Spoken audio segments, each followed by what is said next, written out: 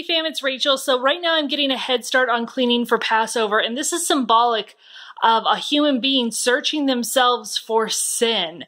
And we might see a really clean kitchen, and this is representative of a human being. To the outside, wow, this looks so shiny and clean. You must really be into cleaning. Look at those Clorox wipes right out in the open. But it's about what you can't see, what others don't see.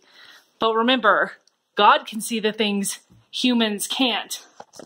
These are the top of my cabinets. I cleaned this last Passover. Look how filthy this is. And that's what our sin looks like to God. He sees this filthiness. And that's why we have to be covered in the blood of Jesus, so that instead of seeing our filthiness, he sees Jesus's righteousness. So that's what I wanted to share with you. I hope you will like, subscribe, and share, and I'll see you later. Bye.